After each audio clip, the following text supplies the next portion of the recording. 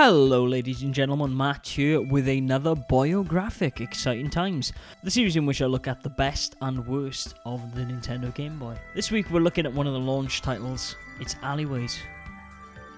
There's no way of avoiding it really, so I'm just going to get it off the bat to begin with.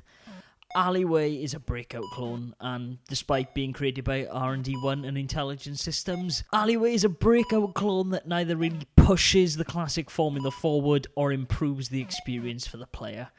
I know, I'm going for the juggler of a 25-year-old game, but, well, it's the truth. There's no way around it.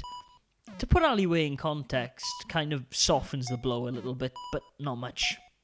In 1979, Nintendo released a line of plug-and-play games called the Color TV Games series that were for the most part clones of popular games of the day, namely Pong and of course Breakout. The Breakout version of the device was called the Block Kazushi, which, according to the excellent BeforeMario.com, the word Kazushi stems from the Japanese word Kazushu, which means break. Thus, Block Kazushi means block breaker. Now, why is this relevant?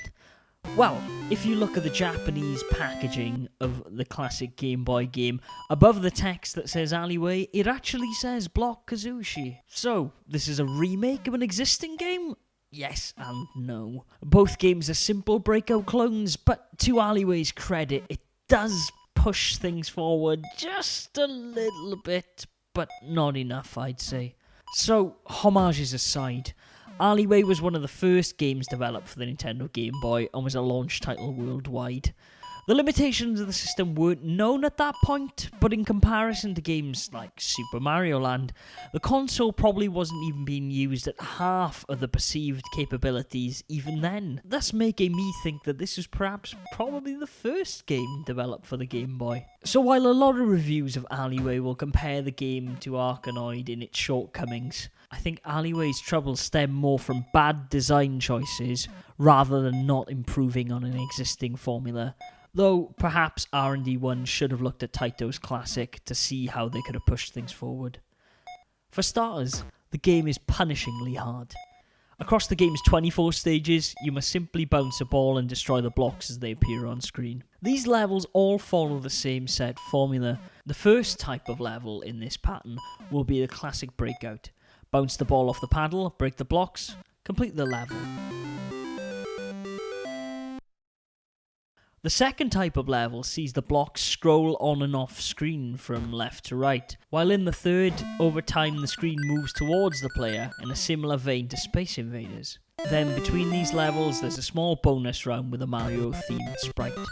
A small side note. An interesting fact about this game is that the original box art clearly shows a random astronaut piloting the paddle, while in the game and on the international box art is clearly Mario. I guess Nintendo simply wanted to make the game more brand orientated later down the line. Anyways, these bonus stages see you collecting blocks rather than breaking them to rack up a high score, as at 1,000 points the player receives an extra life. Annoyingly, there are no continues in this game, so to see the game through to its 24th stage conclusion, these bonus rounds really do matter.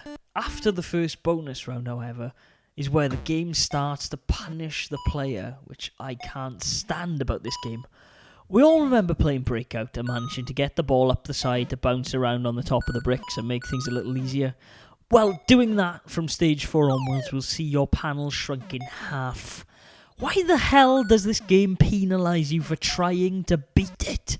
It makes no sense. The ball's behaviour is also a little troublesome due to the way it's programmed.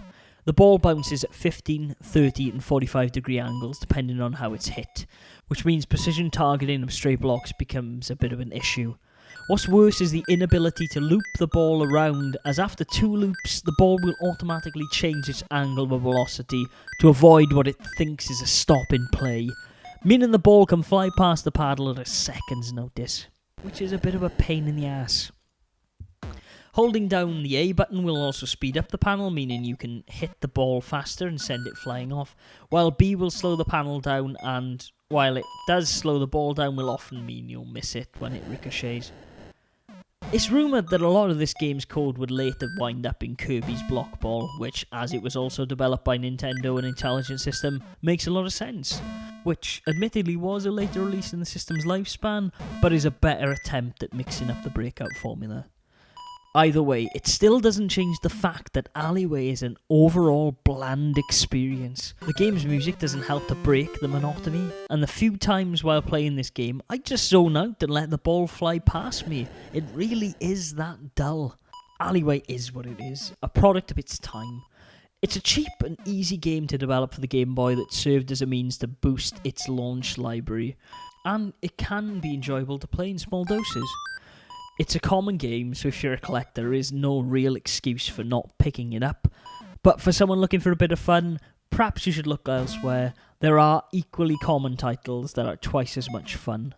The overall enjoyment is short-lived, and even with the 3DS eShop's release that includes save states, your money would be better off spent elsewhere. And that's all we got time for this week, guys. I hope you enjoyed this review. If you haven't, please let me know down in the comments below why you disagree. If you are interested in more videos like this, you can check out our other Boyographic videos in which I look at the highs and lows of the library, some other games also by R&D1. There's also Boy Curious, in which I look at some of the obscurities and bootlegs of the Game Boy system. Check them out, guys.